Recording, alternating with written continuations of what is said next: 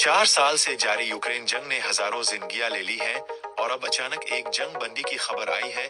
लेकिन क्या ये वाकई कयाम अमन की तरफ एक कदम है?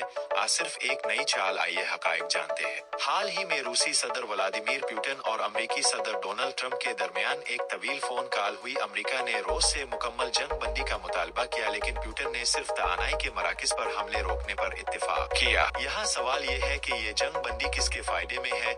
यूक्रेन के ड्रोन हमलों ने रूस की ऑयल रिफाइनरीज को शदीद नुकसान पहुंचाया था, जिससे रूस की मईशत दबाव में थी। माहिरीन का कहना है कि पुतिन ने ये चाल चली तआनाई की सनत को बचा सके। ट्रंप की टीम ने इस जंग बंदी को एक बड़ी सिफारती जीत करार दिया, लेकिन क्या वाकई ऐसा है? अगर अमेरिका और रूस के दरमियान बराह रास्त मुज़ाकरात होते हैं तो यूक्रेन और यूरोपीय ममालिक इस तनाज़े में कमजोर हो सकते हैं। यही वजह है कि यूरोपीय लीडर्स इस पर सख्त तहफ़्फ़ुज़ात का इजहार कर रहे हैं। यूक्रेनी सदर ज़ेलेंस्की ने तआनाई के इंफ्रास्ट्रक्चर पर हमले रोकने की हिमायत की, लेकिन ज़मीनी हकायक कुछ और बताते हैं।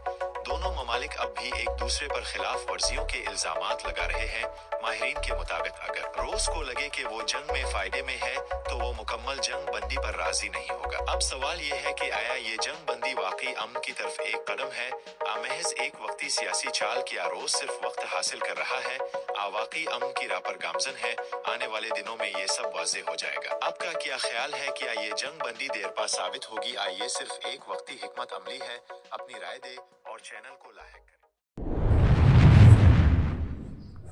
4 साल से जारी यूक्रेन जंग ने हजारों जिंदगियां ले ली हैं और अब अचानक एक जंग बंदी की खबर आई है।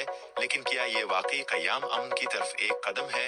आज सिर्फ एक नई चाल आई है, हकायक जानते हैं। हाल ही में रूसी सदर व्लादिमीर पुतिन और अमेरिकी सदर डोनाल्ड ट्रंप के दरमियान एक तवील फोन कॉल हुई। अमेरिका ने रूस से मुकम्मल जंग बंदी का मुतालबा किया, लेकिन पुतिन ने सिर्फ तआनाई के मराकज पर हमले रोकने पर इत्तेफाक किया। यहाँ सवाल ये है कि ये जंग बंदी किसके फायदे में है?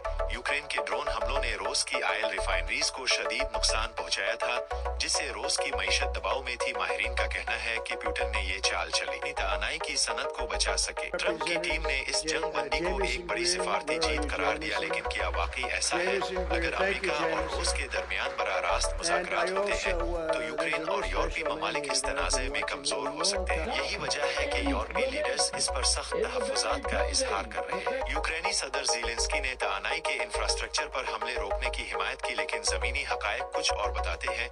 दोनों ममालिक अब भी एक दूसरे पर खिलाफ वर्जियों के इल्जामात लगा रहे हैं। माहिरीन के मुताबिक अगर रूस को लगे कि वो जंग में फायदे में है तो वो मुकम्मल जंग बंदी पर राजी नहीं होगा। अब सवाल ये है कि आया ये जंग बंदी वाकई अमन की तरफ एक कदम है, महज एक वक्ती सियासी चाल? क्या